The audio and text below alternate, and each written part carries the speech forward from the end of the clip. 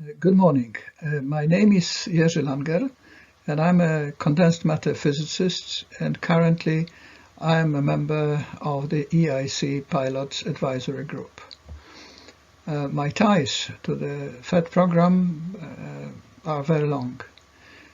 More than a decade ago, I was a member of ESTAC, and then I spotted incredible jewel in the vaults of the DG Connect.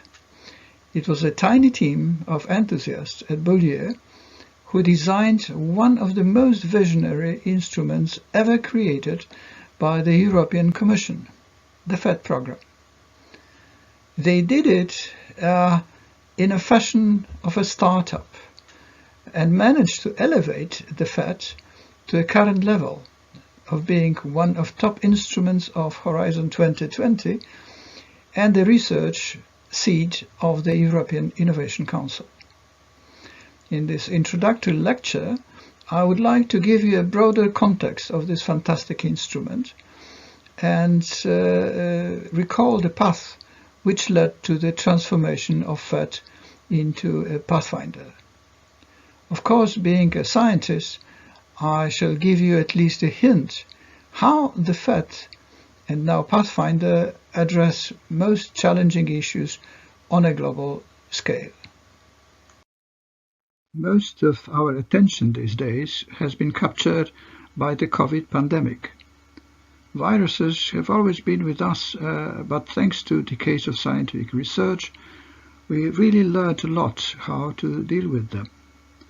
But the scale of this attack, as we've seen on the map, was absolutely unprecedented and almost silenced more serious and deadly signals that nature sends us. One of these major threats are huge fires across the globe. Commonly, they are connected to climate changes and global heating, but in most cases they are triggered by thunderstorms. I will show later how one of the FET projects tries to solve this problem with a very high chance of success. Such massive fires, especially in the region of Siberian permafrost, may lead to a global catastrophe of unthinkable scale. It is because of enormous amount of the highly flammable methane gas caged in nanoballs of methane molecules surrounded by the water molecules. Chemists call them clathrates.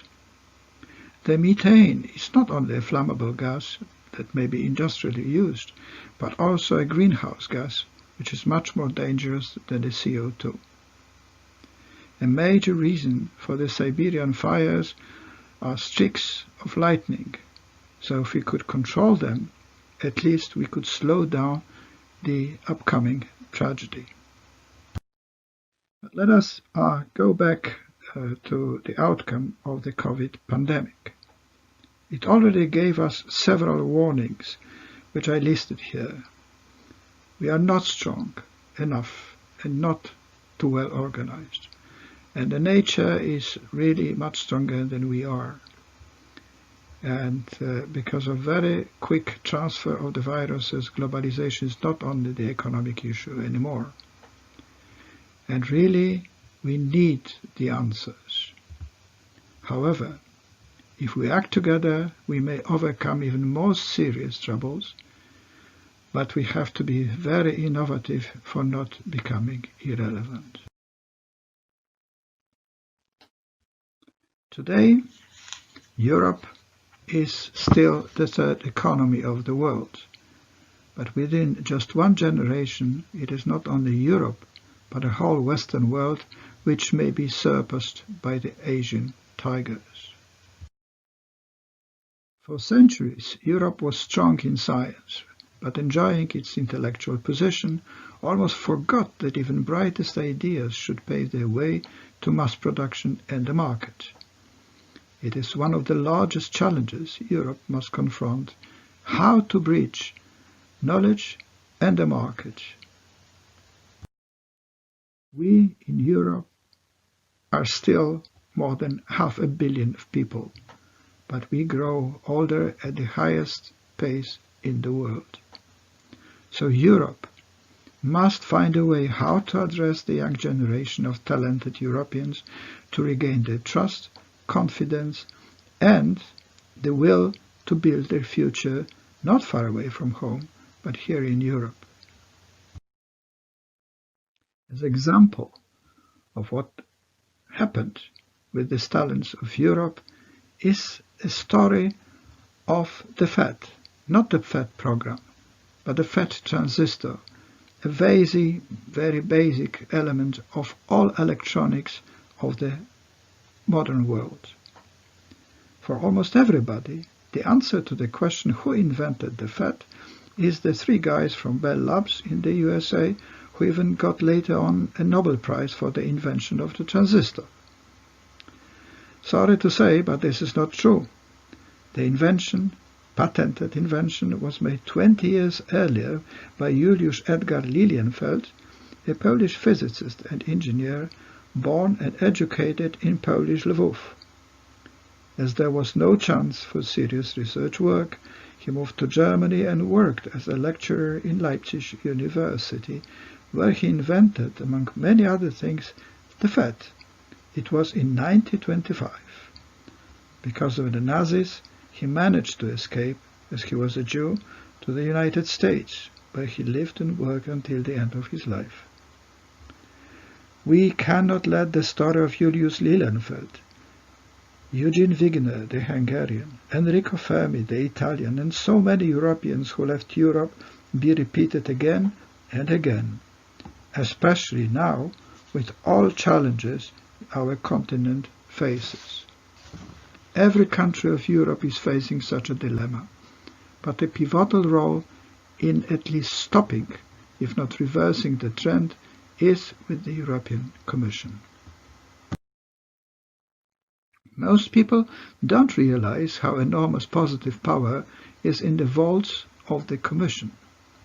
If we count just budgetary resources and add all funds allocated for research, development and innovation programs coordinated by the European Commission, we arrive with the most surprising figure. Out of every €5 spent on research, development and innovation in Europe from public resources, at least €1 comes directly from Brussels. Unfortunately, quite a lot of it is dispersed, so we don't yet sense how mighty superpower is the European Commission. Well, sometimes I even feel that also the European Commission doesn't. But this is changing, thanks to also powerful declarations and decisive steps taken recently. Here on a slide is the declaration made by Commissioner Maria Gabriel, responsible for research and innovation, but very importantly also for the youth. She said, investment in research and innovation are key for a sustainable and inclusive recovery. Fantastic declaration. Now we are looking what really will come from them. For not staying away of the modern world, we have to make a jump. And we have to make a big technological jump here in Europe. Not only working on concepts, but also putting them effectively into practice. And I'm sure that one of most powerful tools in this historic jump will be the follower of the FET program, which is named Pathfinder. We need novel technologies, especially those changing paradigms, truly disruptive, and at the end, changing markets. The FET program is already 30 years old, quite mature, but still intellectually young. Simon Bensanson was one of the inventors of the FET concept. He was working in the Commission, of course. And the power of this concept was in three elements. It was supposed to be very responsive and easy. It was based upon collaboration, and it was agile and open-ended. And that had to be done and was done following Albert Einstein's joyful advice. Made it simple, but not simpler. It was done by a group of dedicated and visionary persons forming a relatively small FET team in the DG Connect. The original FET program encompassed two seemingly different approaches. One, called FET-OPEN, being fully bottom-up, and second, partially top-down, called FET-Proactive. Both were very much interlinked because the specific themes in the Proactive followed interest and success in the FET-OPEN strand, and it was done by concentrating financial resources on topics giving hope for a scientific and application breakthrough. And this dual approach will be fully retained in the Pathfinder, being successor of the FET program. For me, as a researcher, truly fantastic has been not just the FET simplicity and friendliness, but the allowance for a change, openness for the unknown and the unexpected. Statistic, which I show here on the slide, just confirms that. More than 80% of the outcome were novel solutions, and two-thirds, imagine, two-thirds completely unexpected results. And that was completely against the ruling of any bureaucratic institution. How can you give money to something that you don't know what will happen? And that was done much ahead of the iconic ERC. There is one very important property of the FET program in Horizon 2020. It is its readiness for the quick transfer to practice. Formally, such readiness is accounted by assigning the work to the TRL index scale. And DRC, on the left of the slide, is clearly at the beginning of this ladder, while the FET from the outset was aiming for much higher technology readiness level, and hope it will continue. Very recently, a very interesting, mostly the FET community-oriented study called FET Traces was carried by German Fraunhofer ICI and the Austrian AIT. And here on a slide are the major findings confirming all the accolade I already stated about the FET program. Not only radically new results, but highly recognized scientifically and also leading to really many spin-offs, and many of them they are already selling their products in the market. However, very important was the ability to build the environment, good practice of working together, and the freedom to hunt for the unexpected. Of course, the FET was not without problems.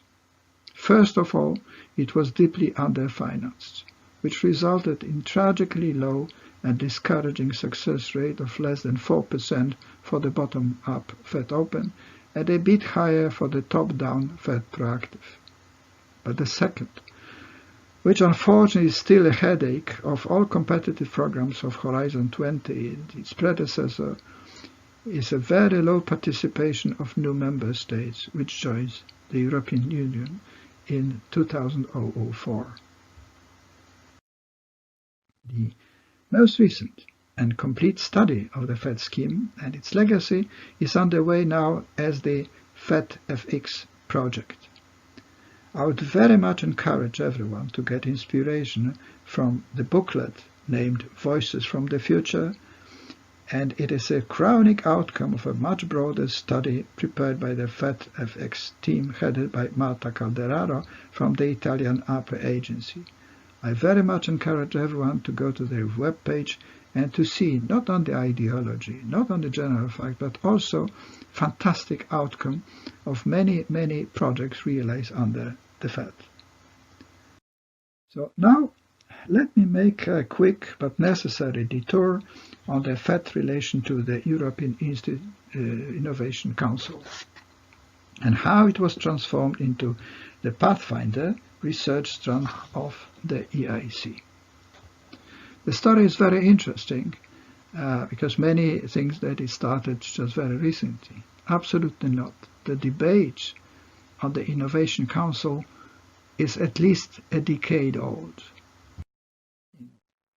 In 2011, almost a decade ago, the Commission launched a major debate on the so-called Common Strategic Framework, a vision of the future framework program and related activities.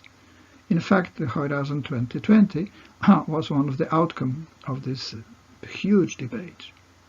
And among the first to respond was Academia Europaea, the largest pan-European academy of about 5,000 distinguished members today. In the response, for which I was personally responsible as the Academy Foreign Secretary, we made a very strong proposal to create the European Innovation Council as a consolidation of most competitive innovation-oriented framework instrument. And in the detailed text, which you can see here on the slide, we indicated that the FET should be most important ingredient of this initiative, at least on the research side. Well, if you read it carefully, it sounds familiar, I believe. But that was done already 9 years ago. And here is a small reflection from the humanist. Victor Hugo said, "There is one thing stronger than all the armies in the world, and that is an idea whose time has come." And this is exactly what is happening. So debate continued. And 4 years later, the FET Advisor Group, which I was honored to chair, completed a strategic document, it was accessible on the web, with a diagnosis of the whole FET program. And our main conclusion was the recommendation to make the FET a seat of the hopefully upcoming European Innovation Council. So it took 4 years on internal debate to reach this historic moment of June 22nd, 5 years ago. It was then when Carlos Moedas, the Commissioner for Research, made a public decision of the European Commission to launch the EIC, exactly in a way it was formulated in the proposal put forward by Academia Europaea 4 years earlier, with one major difference. A major hit should be not on research, of course it should be retained, but on the application. This is what is lacking, and this is why we so much talk about accelerate and acceleration, venture capitals, and so on. So, you see, once the European Commission makes a strategic decision, things go at much faster pace. And in the year 2019, Jean-David Malo, a very able director at DG Research, who earlier became a head of the task force to prepare the EIC pilot, within Horizon 20, opened the program. And under the umbrella from the two Directors General, DG Connect and DG RTD, who joined forces, and personally collaborating very efficiently with Thomas Skodas, the Director in DG Connect responsible for the FET program, Jean-David Malo managed to start the EIC pilot already a year ago. Unbelievable speed given its scale and all legal problems. The EIC pilot is not such a simple amalgamation of the two former Horizon 2020 programs as many would state. A major enhancement and attention were for the SME strand, accelerator, and it was deliberate, as the ultimate goal of the EIC is the creation of technological unicorns of Europe.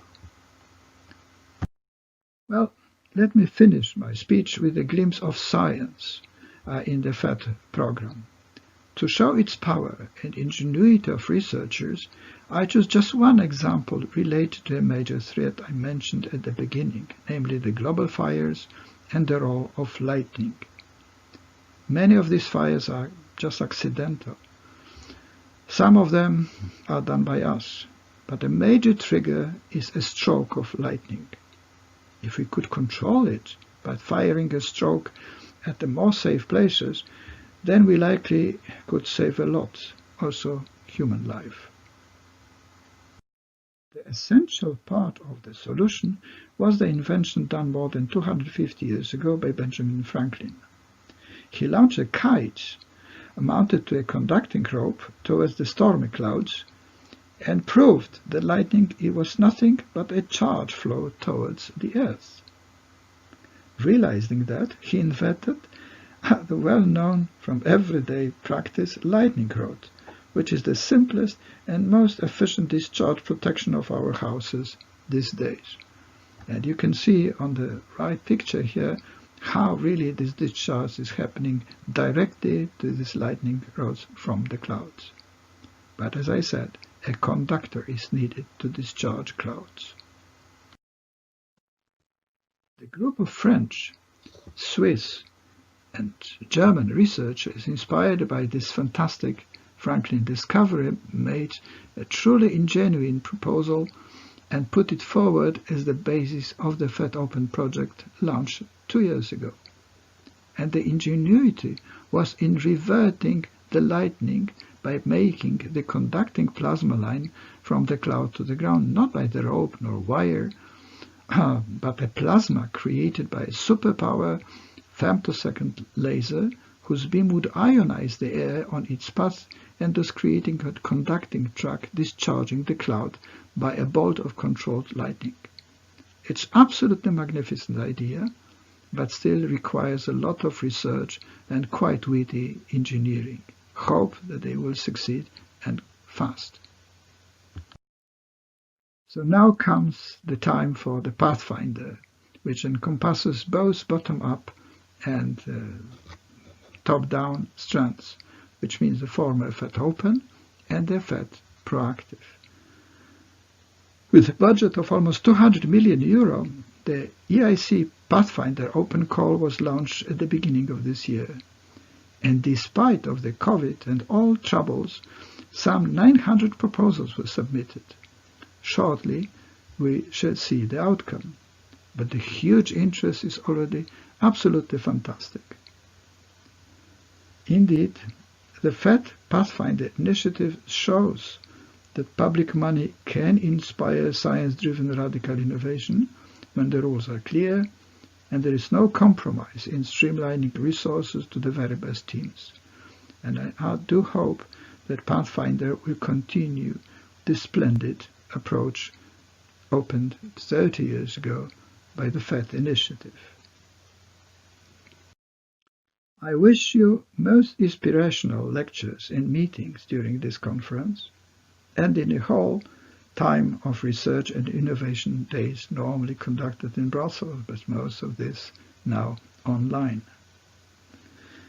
But before letting you enjoy the conference, here's a picture from the famous Alice in Wonderland book and its sequel, Through the Looking Glass.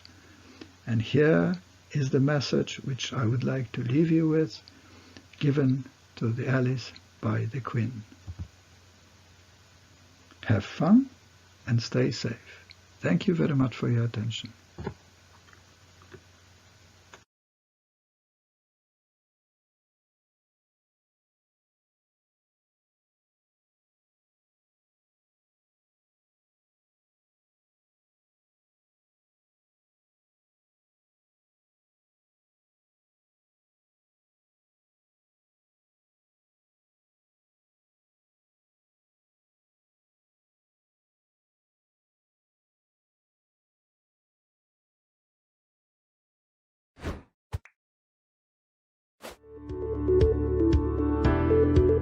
Intellectual property is about ownership that you try to gain in intangible assets, which somehow relate to creations of the human mind. Ownership in a tangible asset normally is gained by gaining possession in such a tangible asset. So if you buy a car, you gain ownership when the car is handed over to you. So intellectual property is different. Intellectual property is about kind of ideas, it's about concepts. So you cannot hand over a concept or an idea. And the only way the only mechanisms which are available to gain that ownership are actually the creation of so-called IP assets. And those IP assets are in the end nothing else like the IP rights that we all know, like patents, copyrights, trademarks, designs, and so on. When we think about physical property, we are used to the fact that if we own something, we also have the right to use it. So if we own a car, nobody can prevent us from driving with that car. Intellectual property is really a so-called negative right. It's a right to exclude others from doing something, from using something, from selling something, but it does not necessarily give you the right to use it entirely on your own, because there may always be third-party rights standing against that. Physical property depreciates its value over time. That is even accepted by tax authorities. So the value of a car goes dramatically down the elder the car gets. Intellectual property really has the property that value goes up the more people use it. That is, the more attractive an idea is, the more people it will use. And if I have a powerful protection on that idea, then of course the highest value can be achieved in the market.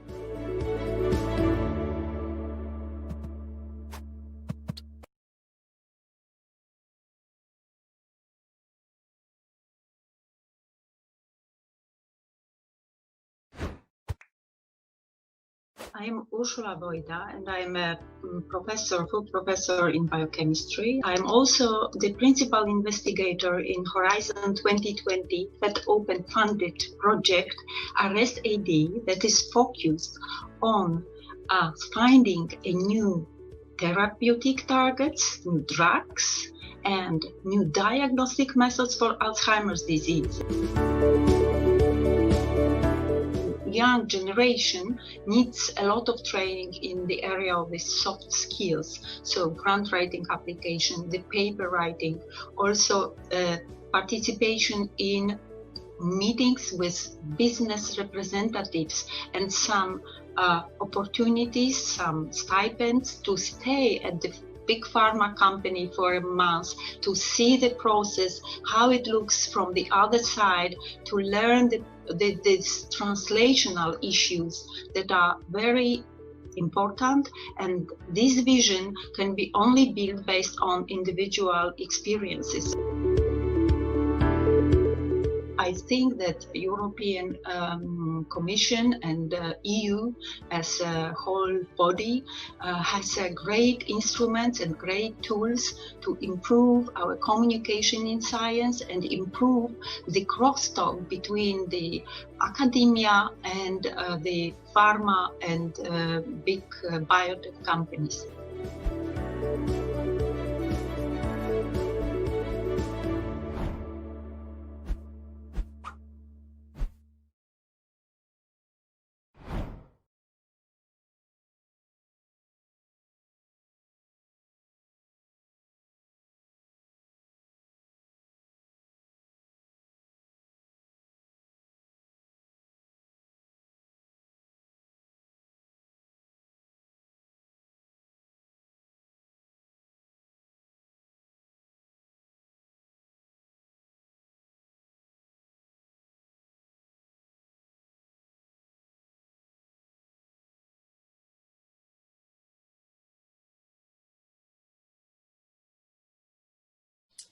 I would like to welcome everybody to this session on global systems science, shaping Europe's future in the frame of the FETFX Future Tech Week. The subject of this round table will be global systems science.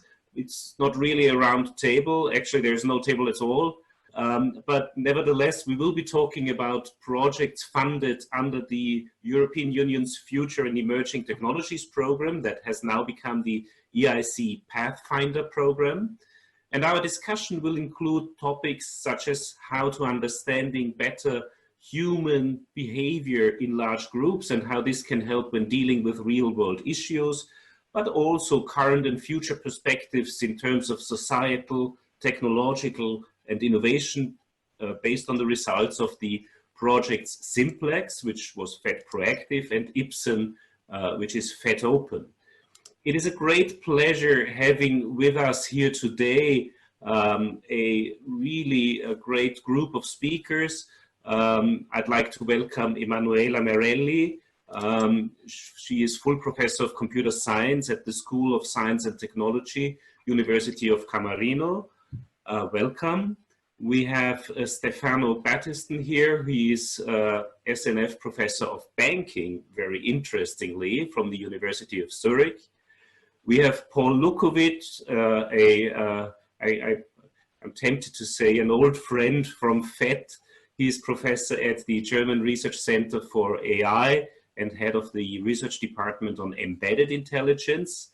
And we have Anxo Sanchez with us.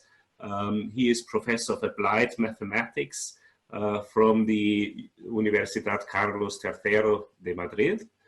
And I think from already this list of speakers, you can see that this is a very interdisciplinary endeavor with many different, substantially different disciplines coming together.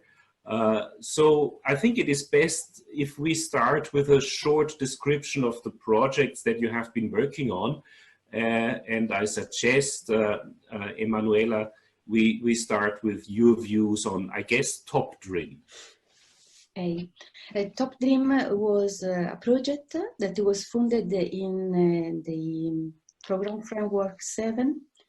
And it was in the program in the call that was called DIMAX, Dynamics of Multi-Level Complex System Modeling.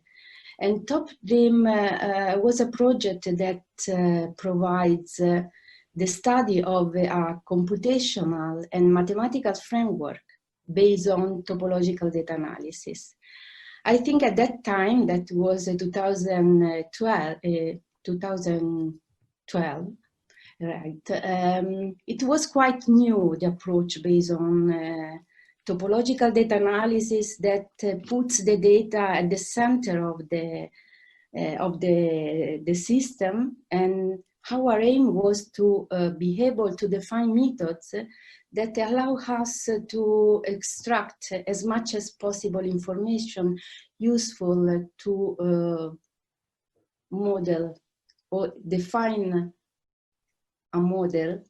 But in our case, since we were a real interdisciplinary group, in a sense that I come from formal methods and many others was coming from mathematics and physics, we tried to arrive to the concept of automaton. And so during the project, we, in this perspective, what we have done is to not only define these new methods, but define a new program, new research program that at that time we called a field theory of data.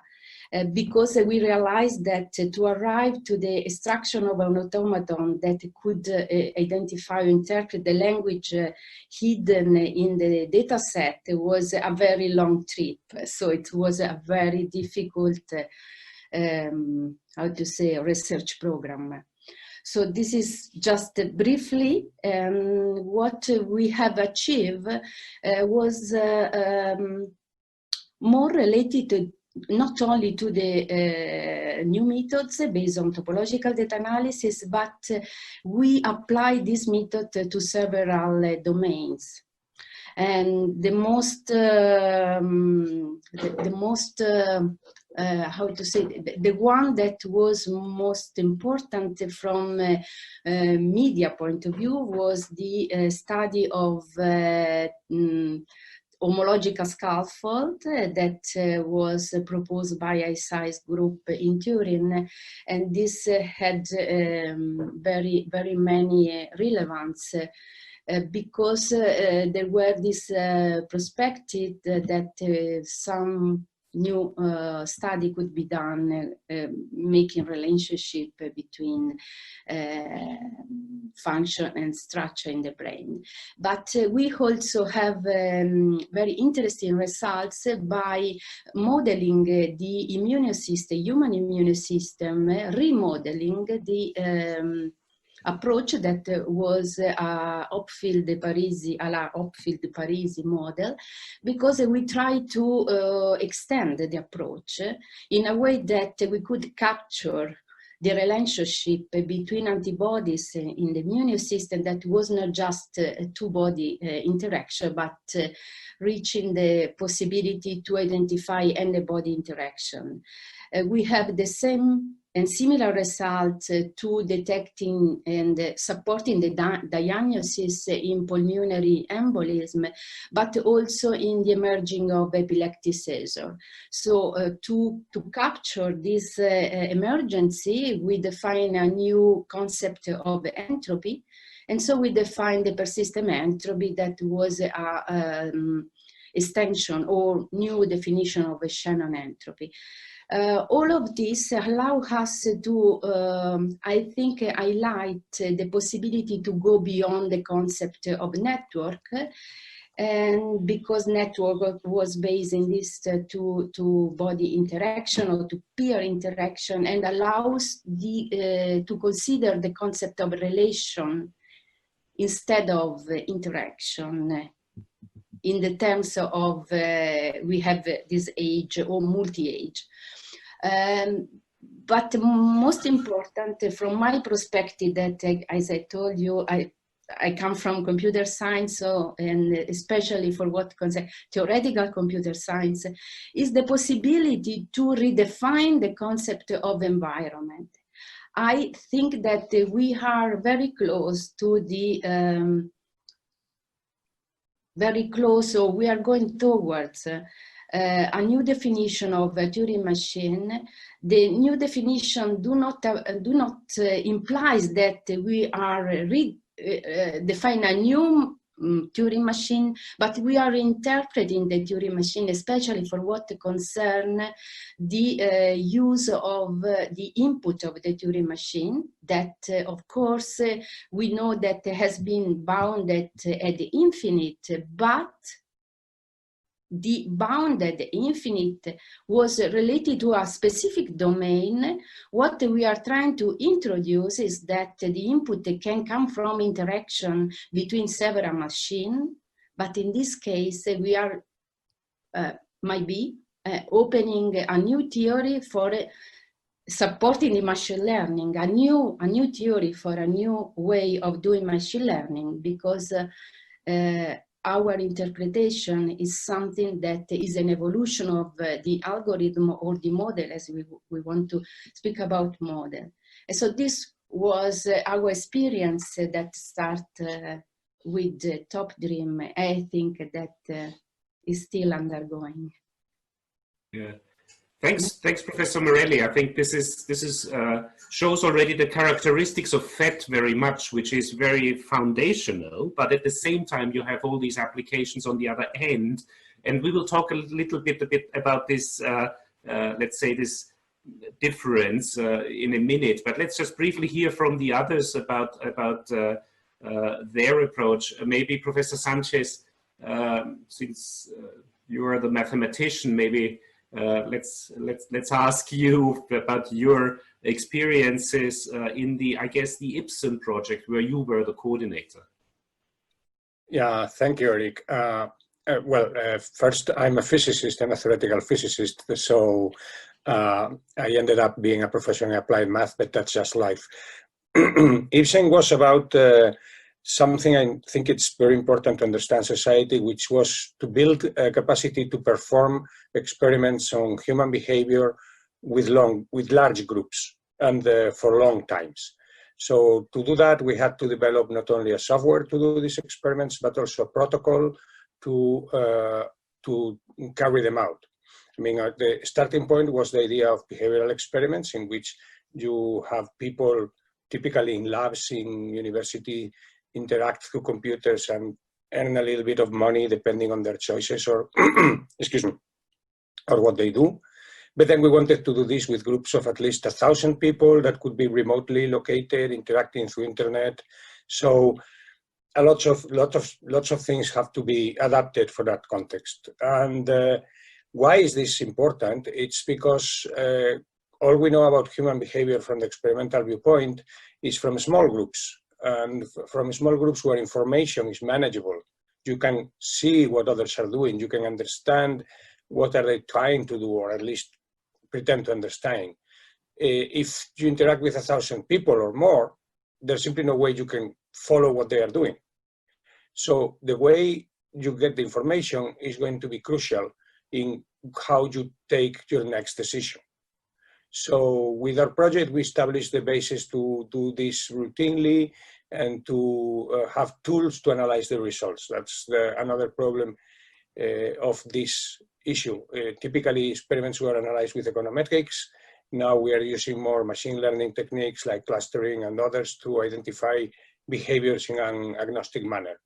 And that's basically it. The project ran until 2018, but we are still using the same platform, the same bank of volunteers, and carrying out more experiments. That's the way it should be to continue the work. Maybe Paul, my guess would be, since you're from the computer science and embedded realm, you're probably a good candidate to take on next. I think your project was called Simplex. Yes, so also I come from the AI. I also have a physics background, so combining complex systems and AI. The Simplex project was about bringing together, let's say, classical complex system domain, which is epidemiology, which was represented by ISI and Alex Vespignani, with AI, specifically with methods that use ubiquitous sensing information to detect, analyze, and recognize human behaviors on one hand, and let's say human-computer interaction methods that allow people to explore complex data sets and make decisions. So the notion was to take the models that the Alex Vespignani group had for example, describing global spread of influenza and SARS and other illnesses, which made as most epidemiological models do today, very simple assumption about the parameter that drive the spread, like, frequency of contacts and how people travel, and try to inject into it a more advanced knowledge about behaviors. So for example, it's very clear that once an epidemic becomes known, people change behaviors. They go out less, they see others less. And so the question is, how can you actually, and calibrating your models to take account this moving parameter is very difficult. So the question is, how can we use essentially sensors that people carry around, apply some AI methods to it that cluster the things, that actually recognize complex behaviors, and inject it into those epidemiological models. At the same time, we had people from human-computer interaction who were thinking about how can you take all the factors that determine the complexity of this phenomena and put them into some sort of visualization, like you can call it a situation room, where people who do not understand much about complex system epidemiology, policymakers, public health officials, can still make sense of what they're being shown. So the project had its roots in many previous projects. One was another complex system science project in a previous call, which is called Socionical, where we are looking at collect crowdsourcing information to drive crowd motion models and to direct crowds. It's actually a very successful one where there's a spin-off company still existing that markets systems for management of large-scale events. It was also connected to one of the FET flagship efforts, which was called Future ICT, driven by Dirk Helbing from Zurich. That was essentially an effort of trying to build this sort of information system to understand complex social systems.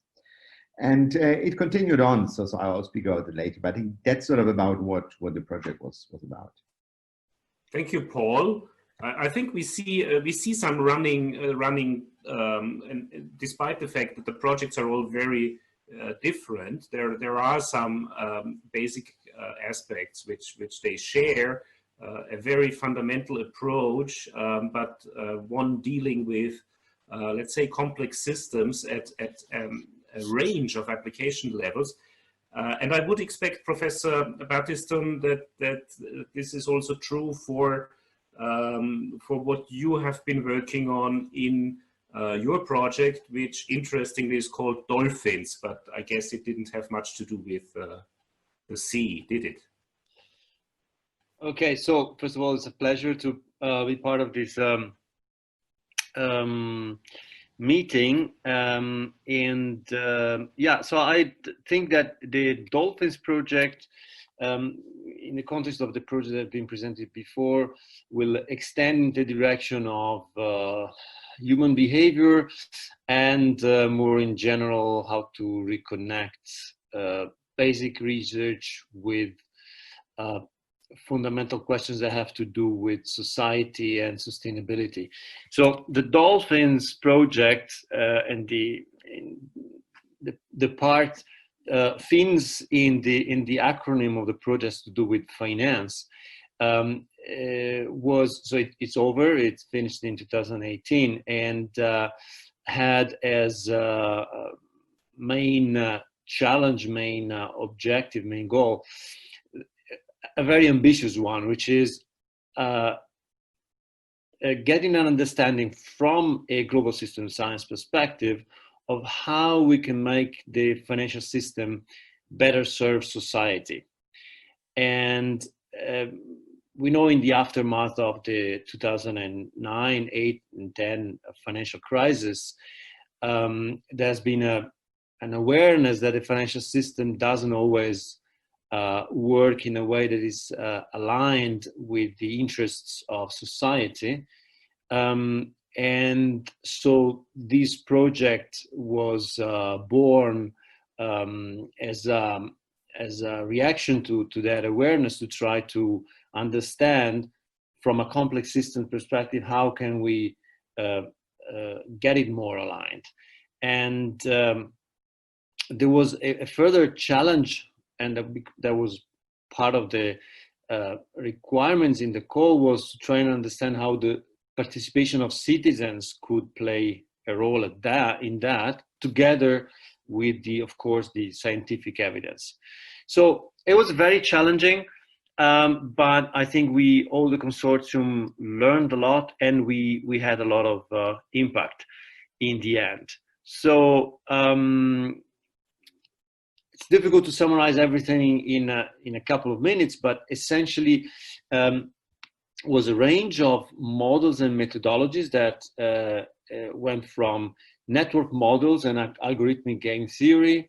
There were more agent-based economic models, but what was common to all of this is where we were evaluating what would be the impact of certain policies, in particular in relation to sustainability. So say green growth or policies to mitigate climate change. And so where do you get the financing for that and investments? And why is it that banks and other financial institutions are not allocating their funds in a way that is aligned enough to meet it, at the necessary pace to meet the targets in terms of climate mitigation?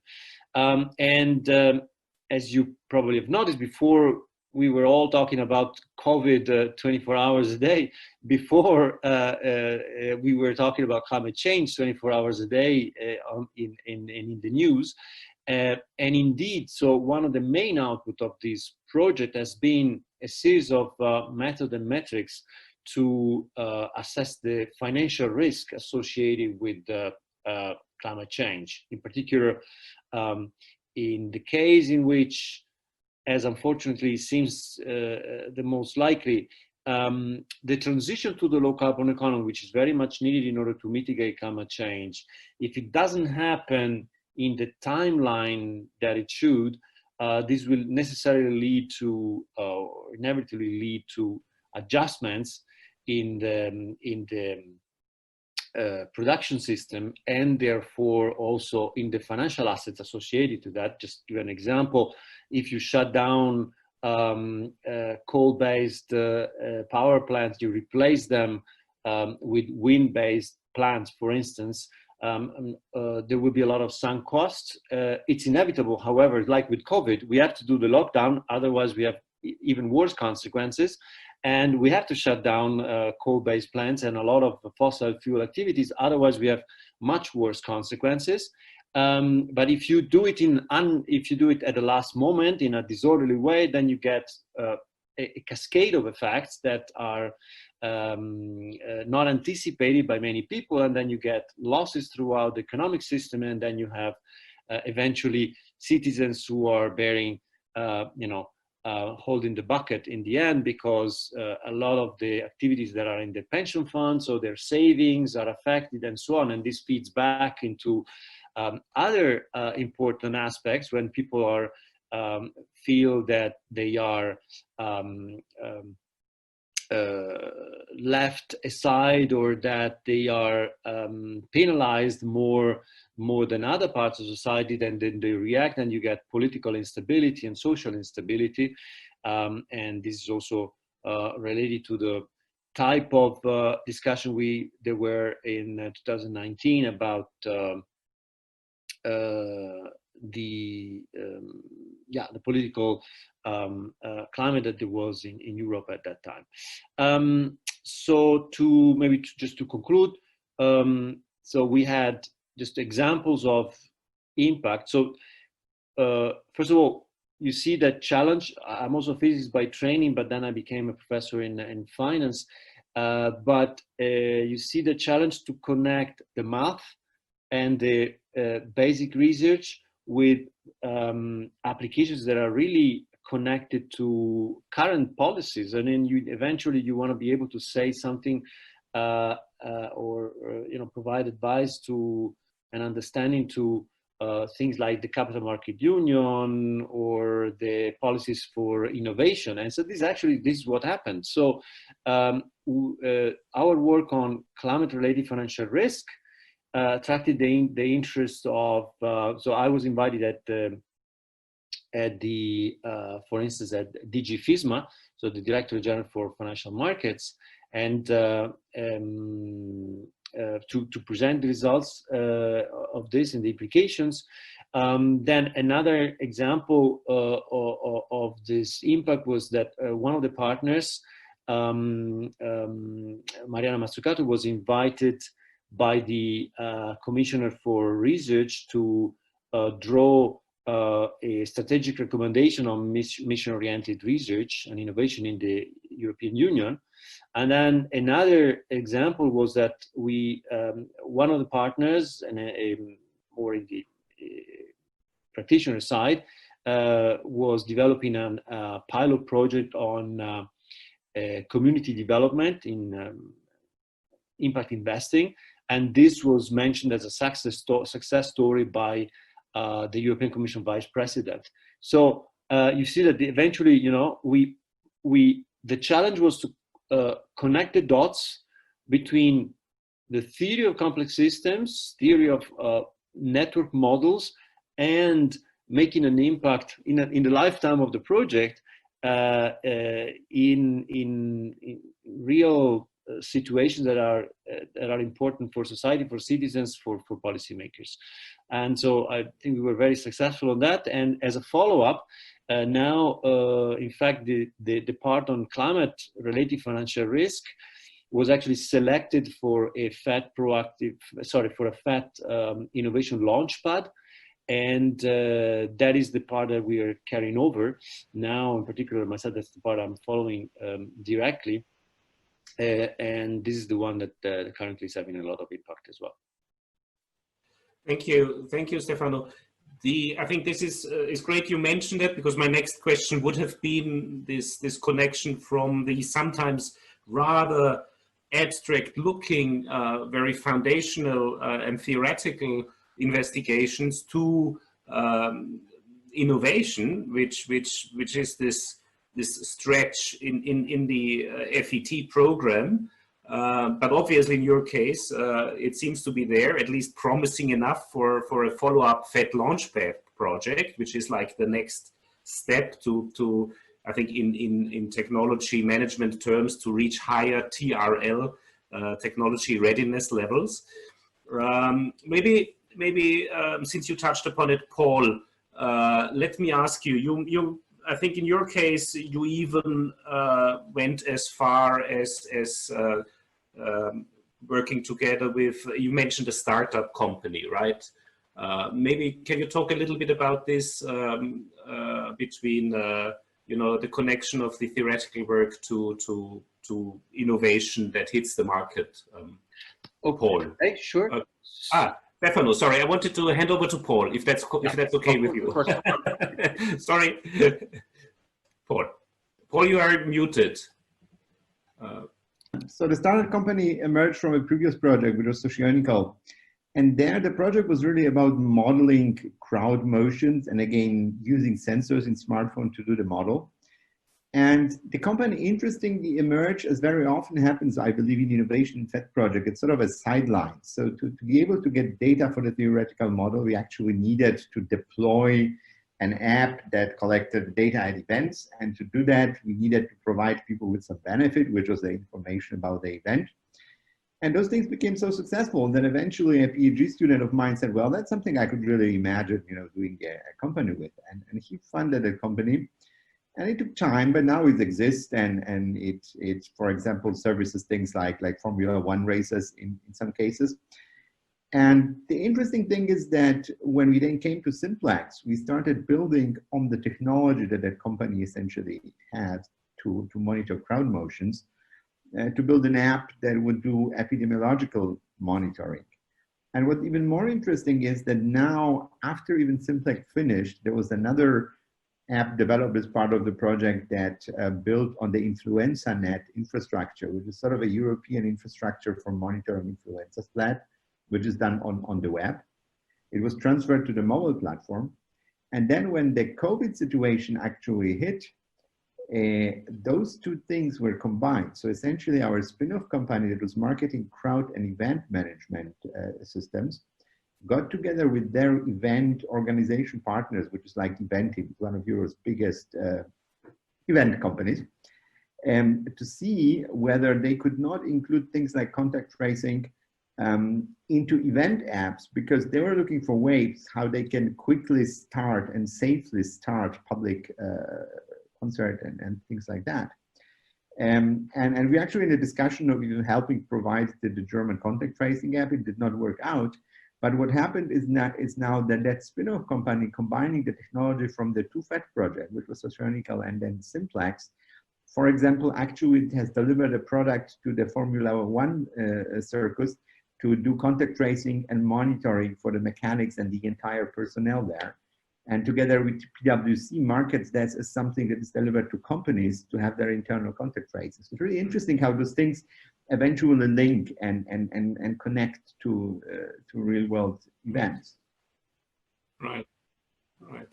Yeah, they are really, really very interesting case and very, very actual and timely, of course. But of course, many of the things that even without COVID, I believe many of these complex systems investigations, they are a huge challenge for our society. Maybe Emanuela, let me ask you. I mean, theoretical computer scientists do not usually found companies, but you described so many potential application areas. So how do you see this relation of, in a FET project, this relation of the more fundamental aspects to innovation? So from my experience, I realized that the main point was a young researcher.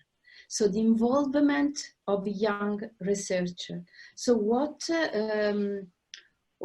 we experience is that the involvement of young research allows us to develop with a short time some prototype that we could use along the project. But 3 years was a very, very short time, because at the end of the 3 years we were ready to, to transform the prototype in a more concrete product. And so we try to involve some companies. but the companies are aware that they do not have a background. So anytime, this is my experience since many years, anytime I go to company and involve company in something that will be an innovation, there is 10 years of gap. So when I was working in multi-agent system, I went there and proposed them to learn the paradigm of multi-agent system, but they do not know even the object-oriented system, the object-oriented paradigm. So then after 10 years, they was involved in the new paradigm of multi-agent, and maybe they went to win some, fund some project, but also participating to the European project. But 10 years is a lot. If they was involved immediately, maybe we were more competitive. But younger researchers that go to the company at the end of a FET project, for example, they arrive like a star and then becomes, how to say, the light disappears, because in the company they cannot express the power of the knowledge that they acquire.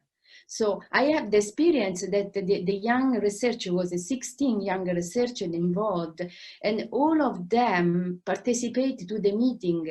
They went to Brussels. So they grow up very quickly. And then what's happened is to the experience expired in a few years. Because who could remain in the academics or in a very innovative institute, they grow up and gain some visibility. The other one makes money, made money because they have a good experience, but did not allow the breakthrough to reach the real point. So what I could suggest, I think 3 years it's too short time. It's fundamental to be interdisciplinary or multidisciplinary. Otherwise, I think the new vision is much limited if we are close in our community.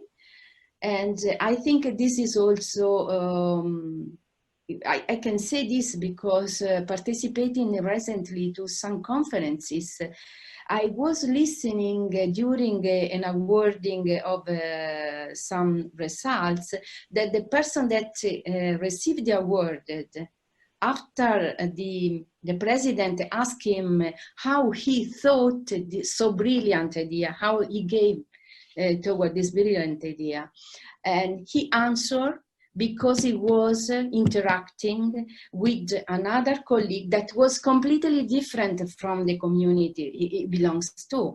So he underlined the importance of the interdisciplinarity to have the possibility to receive stimulus and to see something different that usually you are doing. So I think that the ERC program do not allow this kind of experience. FET was, I think, the best environment to experience, but sometimes it's too short experience. That's my experience. Yeah, very good, Emanuela. So I don't know. Let me ask you, Ansho. So how was this step towards innovation for you? Did young researchers also play a big role in it, or? Thank you, Eric. Well, in our case, we also had a FET Launchpad continuation. It was. I mean, the good thing about these FET projects is that it's like this Forrest Gump movie. It's like a box of chocolates. You never know what you're gonna get. So in this case, we applied our analysis methods of experiments to work together with a company providing software for helping surgeons in the operating room to try to detect that they were making the wrong decision at a given time. They have to manipulate some electronic interface, make some choices, And our idea was to try to provide them with a tool that would tell them, look, maybe what you're choosing now is wrong. So our experimental approach and our analysis of the data proved very fruitful for that. And you were asking about young researchers. Actually, a person who was working with us during his PhD was the main responsible for the collaboration with the company. So I'm happy to say that our project delivered in that way too. And this Launchpad thing has been successful. The company is trying now to market the product. So that's one thing we did in that respect. And currently, I'm also working with another postdoc resulting from this project with a company that works in transportation between Mexico and the United States. They have like hundreds of employees, and we're using our experimental approach to try to improve the performance of the company. And again, this postdoc is playing a relevant role in the deployment of our idea. So yes, I mean, I'm really happy to say that our FET-OPEN project is boosting the career of young scientists and boosting them towards innovation, towards working with companies and businesses. Amshu, let me stay with you and let me ask a follow-up question, maybe with a bit shorter answers now because we are approaching the end of our hour. I mentioned before there is this what's sometimes described as a strong difference between the kind of basic research involved in a FET project or the long-term research, I think is the correct term. And on the other hand, it has a technological aim, a very clear, and which is different from just doing basic research. Did you experience this as a problem, or is this rather a natural connection, a motivation even? What do you think about this twofold challenge in FET projects? I mean, if your FET-OPEN project was well thought, there's not any conflict between those. You have a vision for doing basic research, and for doing that, you need some technological advance. Right. In my case, I was mostly interested in the basic research, but I knew that the technological advance would be useful, as I've discussed earlier. So I don't see any conflict. I mean, if the technological breakthrough is really embedded in the advance in basic research, I was very happy with this. I don't know. Let me ask Stefano maybe. Very different world, the world of finance. Certainly a hugely important world that's probably sometimes a little bit underestimated in especially in technology. How do you see this twofold challenge and how did it work out for you in your project? Okay, thank you for the question. First of all, I think it's important to clarify one important point for scientists that are working in all domains. So when we talk about finance, it doesn't mean that we are helping banks making more money. And it's an important clarification, because sometimes I feel a little bit this kind of suspicious, among the colleagues.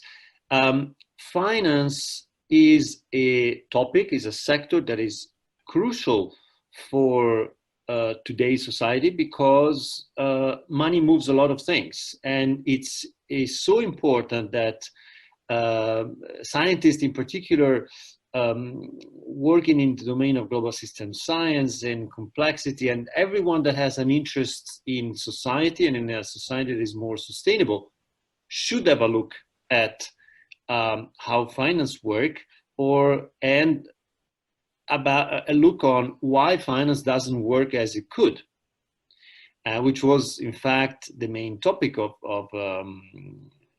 Dolphins. Now, having said that, the innovation. So what is the challenge in bringing something that is new at the same time useful for business? Well, there was this gap in the market and in the practice, which was essentially financial actors, financial investors didn't have a way to assess, to associate the level of risk when it comes to investments that are affected by the low carbon transition. And the reason why they don't have is it's very fundamental, because in finance, risk is essentially a variance, a standard deviation of, so it's positive and negative at the same time, is neutral in that respect. And but you determine that based on historical values of prices. Now, when we go through the low carbon transition, this is going to be a structural break. Many things will be in the future completely different from the past. Whether we make it to do the transition in time and therefore meet the targets of 2 degrees, or if we don't make it, and then we will have bigger physical risks, and then still other risks that are related to the transition anyway. So the future will be very different from the past, and so it's impossible to, or it would be wrong to try to derive simply an assessment of risk from historical data. Yet we have a lot of knowledge, because climate scientists have been working for several decades. There's climate economics that have been developing models of how the economy can evolve in the future, taking into account all the engineering boundaries. So there's a lot of knowledge that can be used in order to understand what kind of future is feasible. And among all these different feasible futures, then you need to take into account this information and translate it into a matrix of risk. And this was the challenge, and then eventually this is what we managed to do, and to deliver at least a methodology that then can assign numbers to investments. And then this makes the difference, because then now in the conversation, banks, pension funds, and so on, they cannot shy away by say, oh, I cannot invest, or I cannot decide about investing in climate-related investment because we don't know. No, now there is a methodology, and this forces the conversation towards the right goal. I think, Stefano, one important message is, of course, that the finance system as such is one of the few mechanisms we have invented as a society to manage complex systems. I mean, it is a massively parallel distributed control algorithm that not everybody loves, but it delivers some results. So let me ask you a follow-up question. I mean, and this is going to be my final question for everybody. Obviously, what you are doing in this project is closely related to some political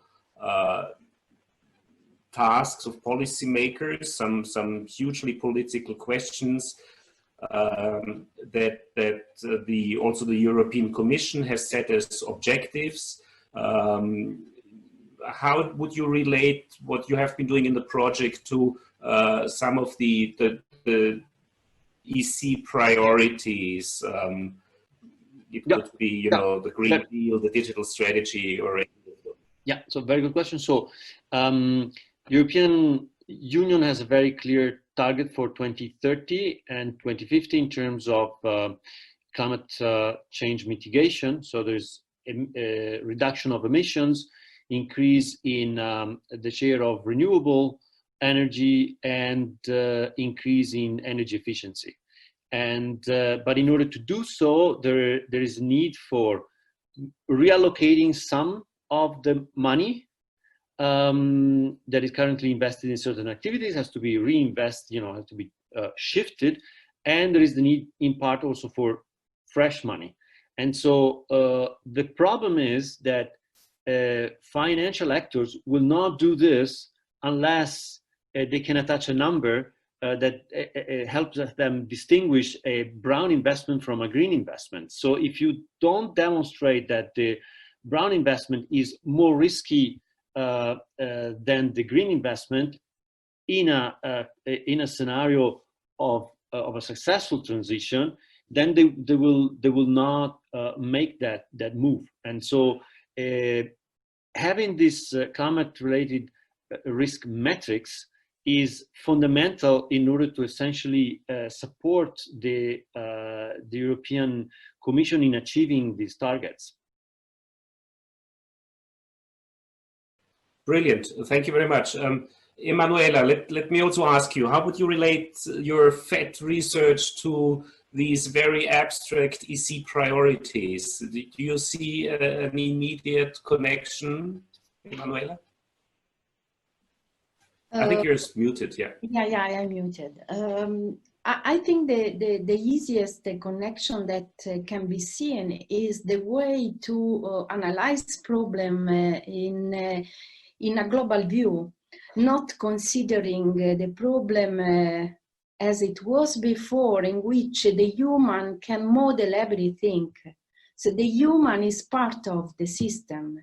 So we cannot anymore suppose that as a computer scientist, we have the language to describe, we have the knowledge to describe. The knowledge comes from the analysis of what we observe that is going on. And this is a new perspective.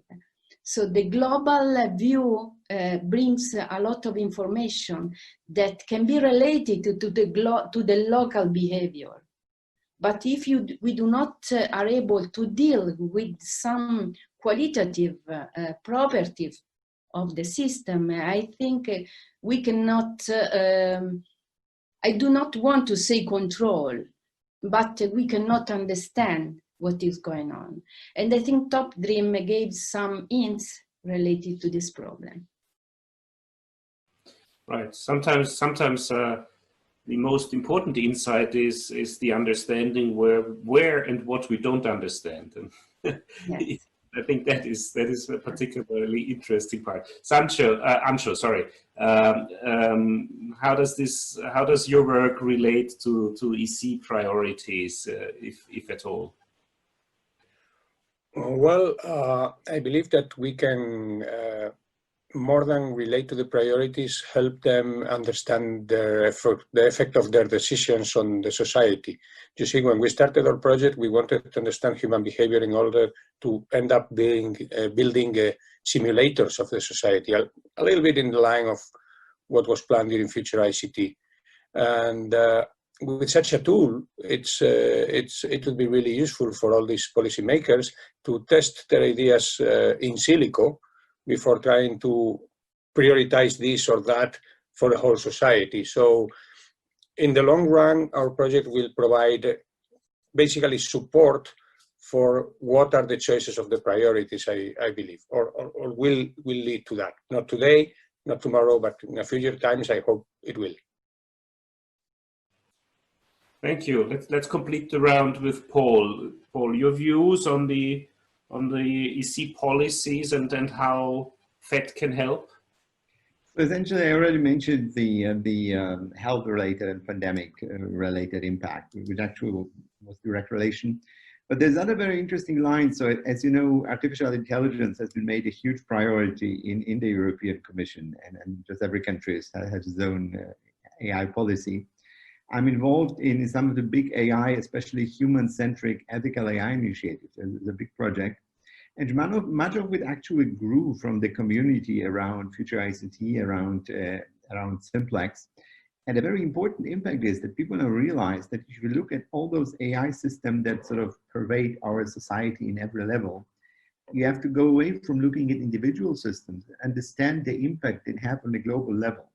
Because what you're doing is, instead of having humans interacting with each other, you have those AI gadgets mediating the interaction, making stronger connection, making faster connection. As part of it, really in the entire human-centric, socially beneficial AI discussion, there's a very big component of understanding the global complex systems aspects of the technology on society, which I think is a very important thing.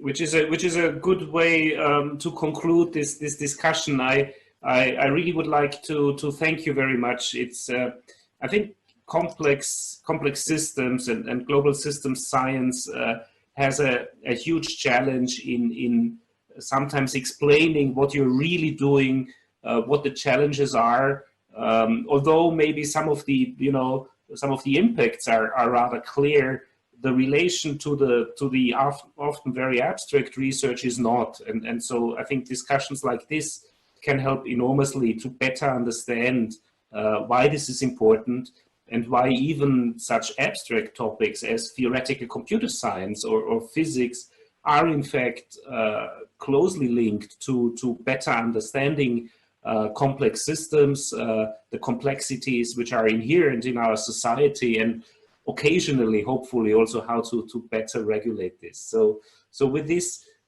let me thank you very much, and thank you in particular for your time.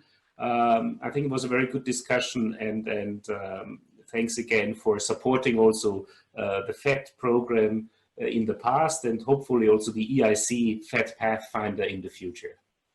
Cheers. Very much. Thank you. Bye. Thank you. It was a pleasure.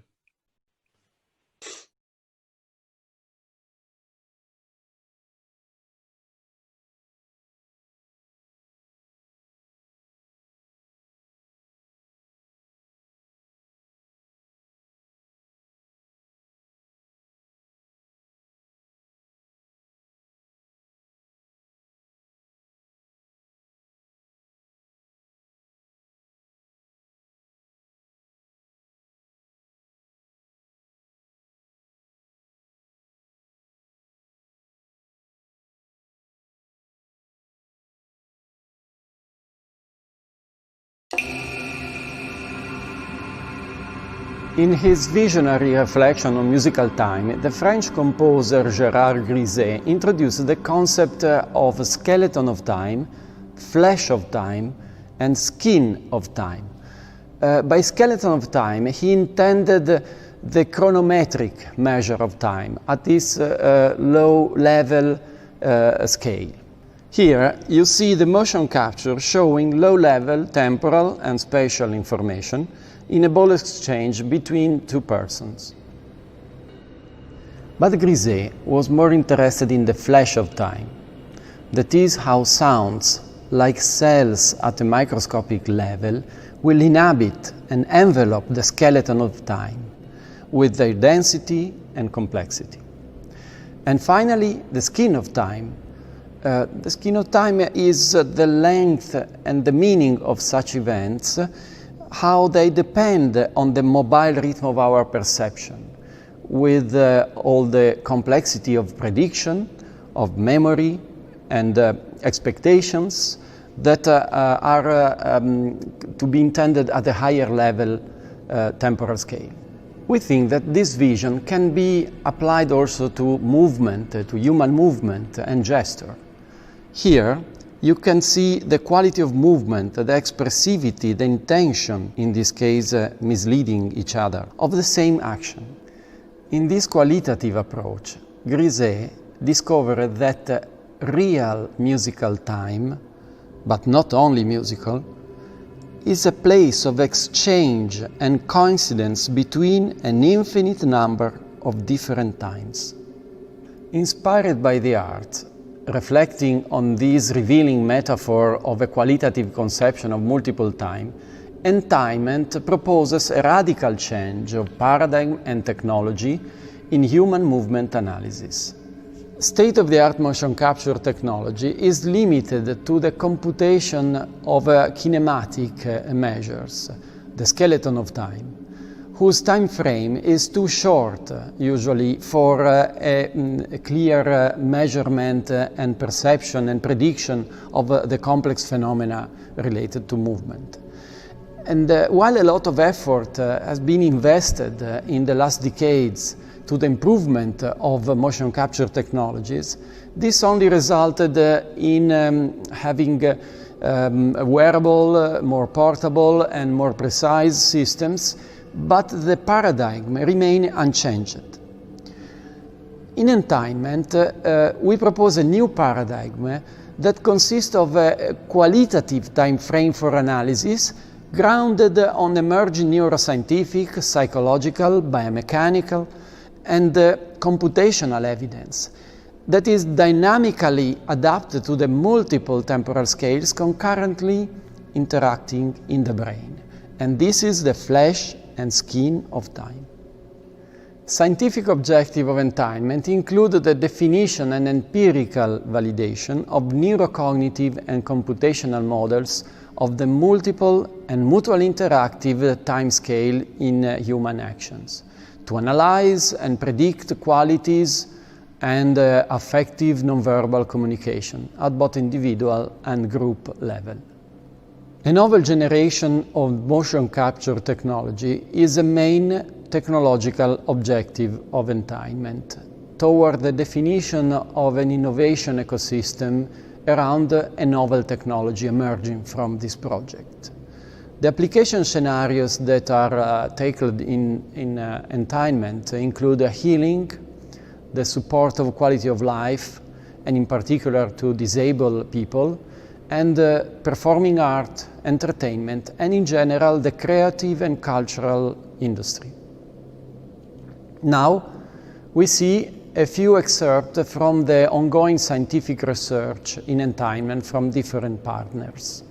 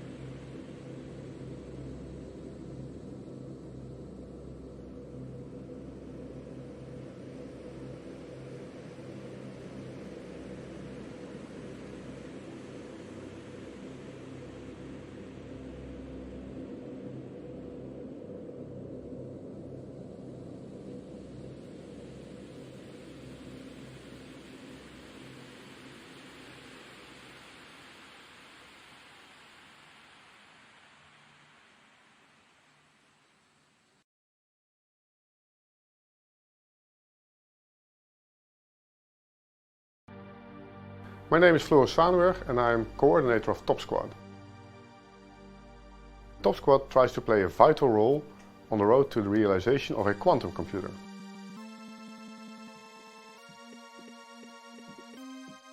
I am Alexander Brinkman, member of Top Squad, and I'm an experimental physicist working on the quantum transport of devices. Quantum physics describes how nature works on the level of the elementary particles. On this level, something special happens, namely that an object can have multiple properties at the same time.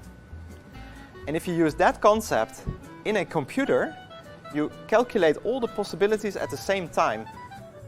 Such a computer is exponentially stronger and faster than a classical computer.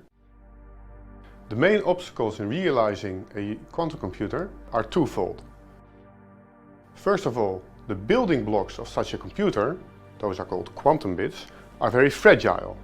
And this fragility comes because the quantum information in these quantum bits can be destroyed.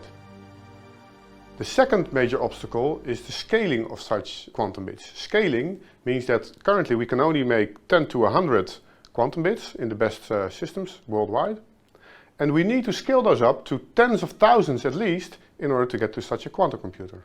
The scalability we try to solve by using so-called CMOS technology, the technology that's used for everyday chips.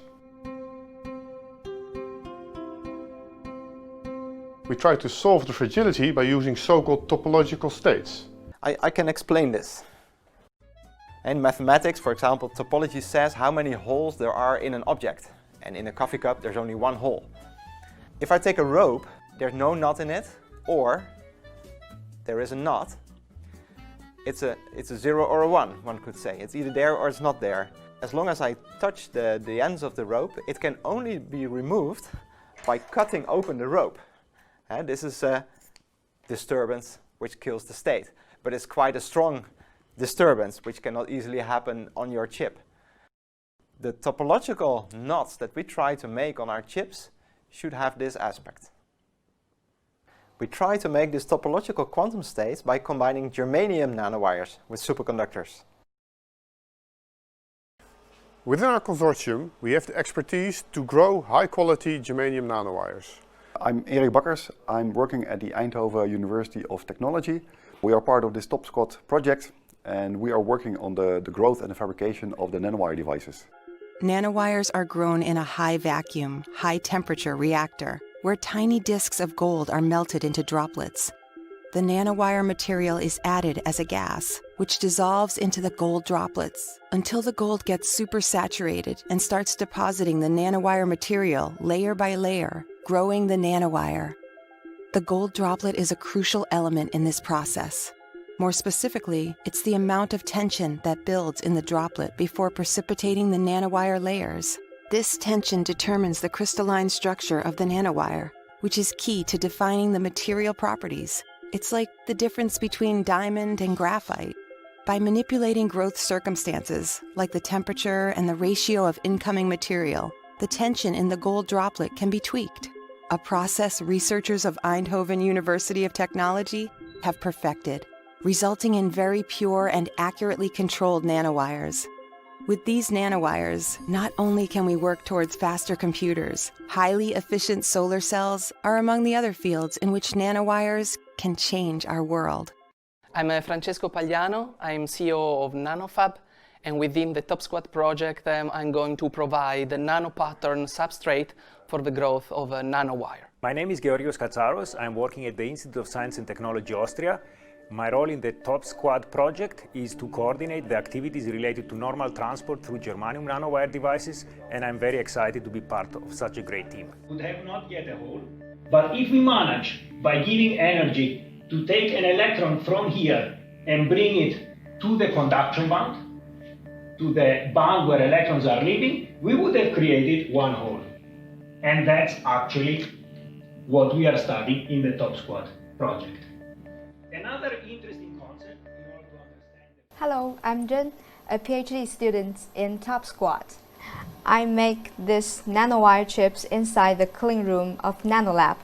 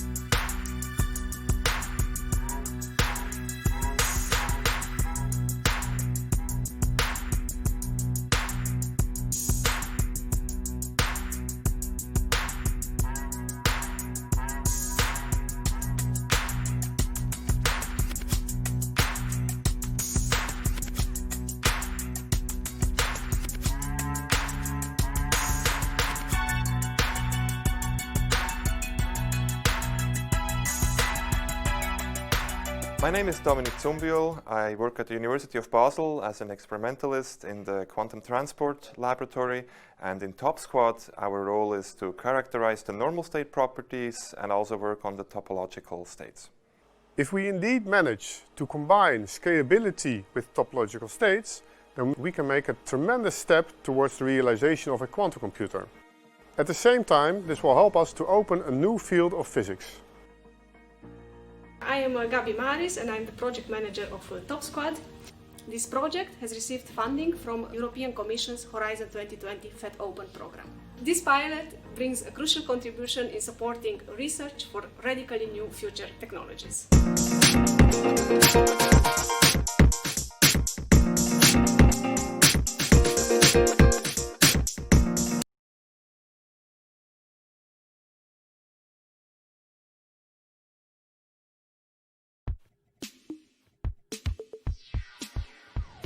The next generation of artificial intelligence will be explainable and collaborative. Artificial intelligence is a game changer for a variety of sectors. AI's boost to the global economy by 2030 is forecasted to be $15.7 trillion, source PricewaterhouseCoopers, and by 2021, 80% of emerging technologies will have AI foundations, source Gartner. However, this massive potential will only be realised if humans, whether it is a doctor, a manager or a scientist, are able to trust the outcome of AI models and use their own expertise to validate and improve them.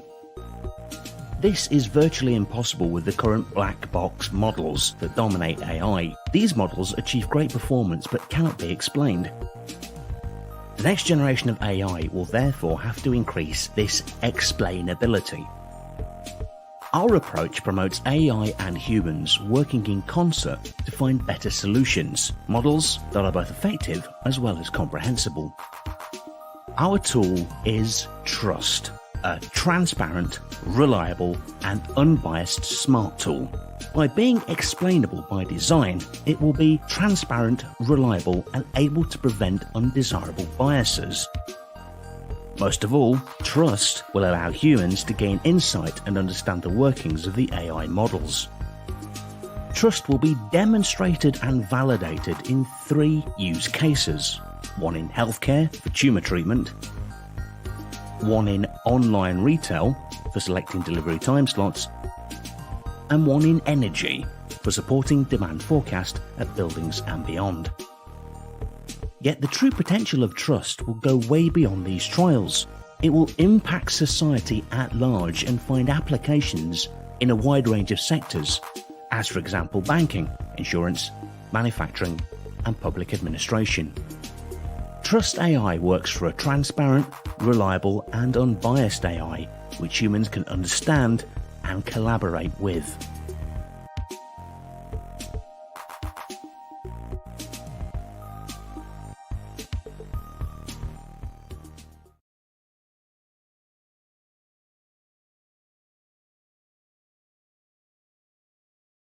The Simple Show explains the graphene flagship. This is Peter, physicist from England. He is experimenting with graphene and other 2D crystals to find new ways to benefit from its unique properties. This is Susan, biologist from the Netherlands. She likes graphene for its biological compatibility and uses it for DNA sequencing. Anna is a chemist and works in Poland. She finds graphene extremely interesting due to its two-dimensional structure and is experimenting on its modifications. Overall, there are thousands of scientists in hundreds of labs across 29 European countries studying this exciting and most promising subject in science nowadays. David, a talented engineer, has a more practical approach to graphene. He works for a big electronics company in Finland. His boss commissioned him to develop new applications for their products. To accomplish this goal, David needs the expertise from scientists like Peter, Susan, and Anna. But where does he meet them? At the Graphene Flagship. This graphene community, initiated by the European Commission, joins both scientists and industries. Thanks to the Graphene Flagship, David can quickly build a network to scientists and hundreds of other European companies working on graphene applications. Due to this collaboration, the entire value chain, from materials production to component fabrication and systems integration, can be covered. In long-term perspective, this means new ideas in our heads, new opportunities for skilled workers, new products on the market, and finally new potential for economic growth in Europe and around the world.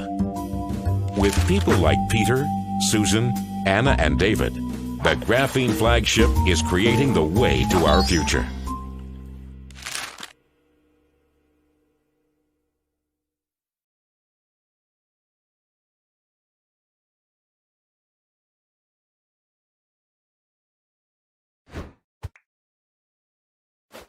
My name's Andrew Want, and I am a postdoctoral researcher on the FET-funded ARREST-AD project.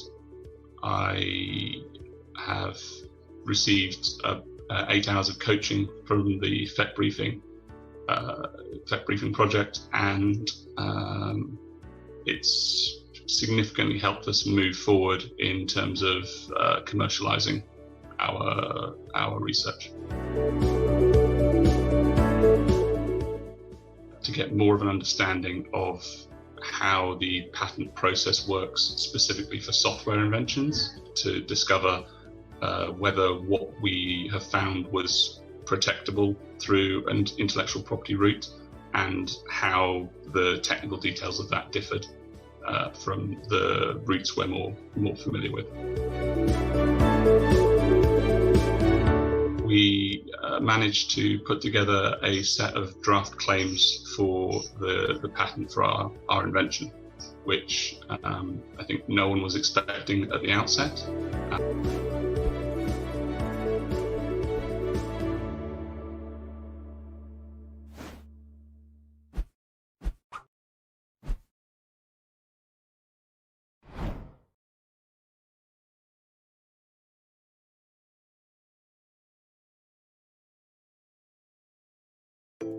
Our everyday experience suggests that we can measure things exactly.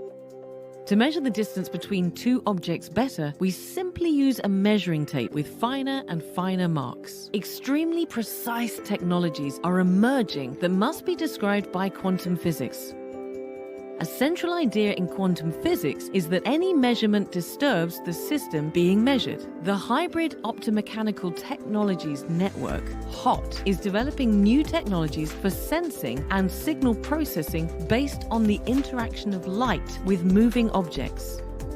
In one of our laboratories, we measure the motion of a thin, vibrating drum that is a few millimeters wide. We use advanced laser techniques to determine its distance from a mirror, recording drum movements that are 1,000,000 times smaller than a single atom. The light, reflected by the drum, kicks and pushes it around randomly. This changes the distance to be measured.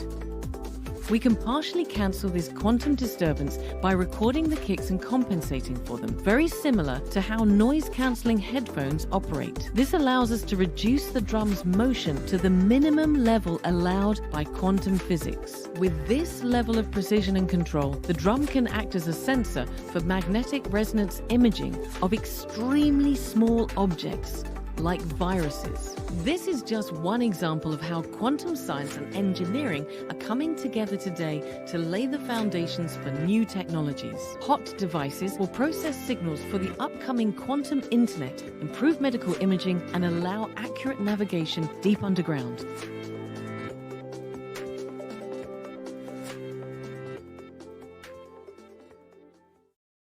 In HOT, European universities are working together with the industrial giants IBM, ST Microelectronics, Hitachi, and Thales SA. The Hybrid Optomechanical Technologies project brings together 17 research groups in 11 countries. They have demonstrated proof-of-concept devices with potential market readiness in the near future. But what are HOT devices? Modern communication runs on optical fibers. We depend on light to catch up with friends and watch cat videos. Unlike in sci-fi movies, crossing beams of light achieves nothing, so we can send lots of light on one optical fiber. However, light can push tiny mirrors, like wind on a sail. This radiation pressure allows light to interact with itself. A beam of light hitting a mirror moves it.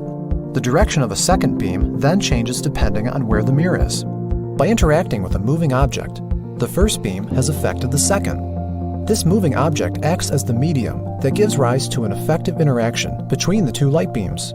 This brings us to the optical circulator, which acts as a roundabout for light. Hot's circulator uses a microscopic silica toroid in which light can circulate 100,000 times. Just like we saw earlier, light transmitted through this device can be controlled by another light beam with the help of mechanical motion. This control beam induces unusual behavior. When light carrying a signal enters the device, it can be transmitted directly or converted to mechanical vibrations and back to light.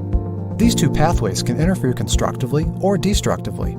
As a result, light entering port 1 exits through port 2, where the interference is constructive, and not port 4, where it is destructive.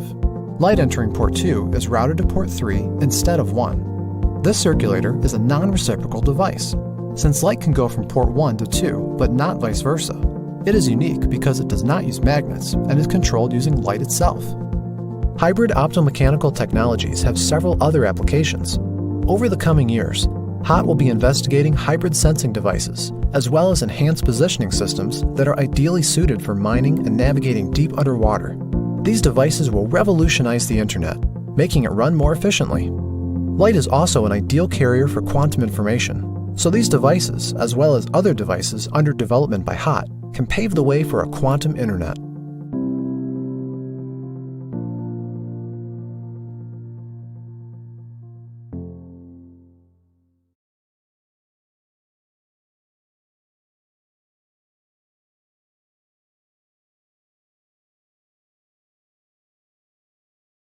Leila is a researcher, and she recently secured funding from the European Commission for a FET-EIC Pathfinder project that promises to revolutionize the field of quantum technologies.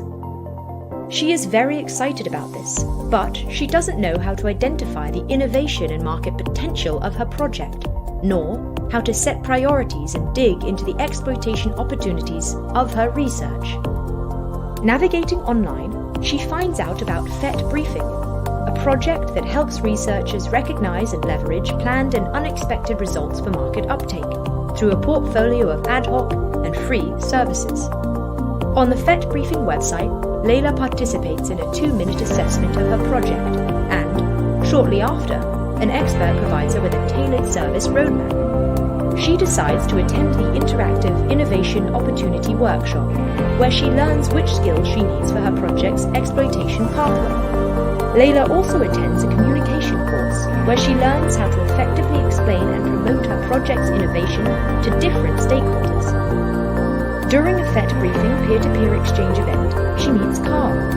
He coordinates a FET project at a more advanced stage, and he's considering whether it would be opportune to bring some of his research results to the market. For this purpose, he has already attended a set of dedicated FET Briefing courses. He also suggests Leila accesses the FET marketplace, where she can find matchmaking opportunities and meet other potential business partners.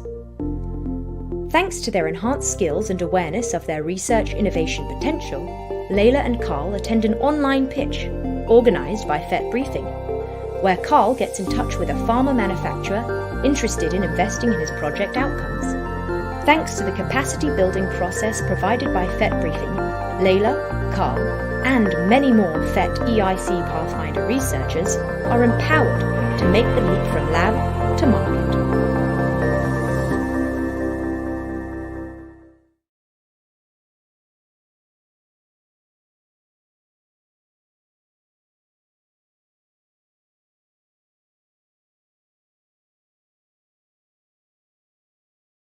Will electromagnetism technology last forever?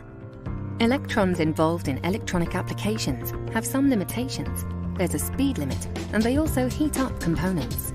At Phenomen, we are developing a radically new technology based on phonons that will mean a breakthrough in the fields of informatics, electronics, and telecommunications. An interdisciplinary team, including 3 research institutes, 3 universities, and an industrial partner, is working to lay the foundations of a new information technology.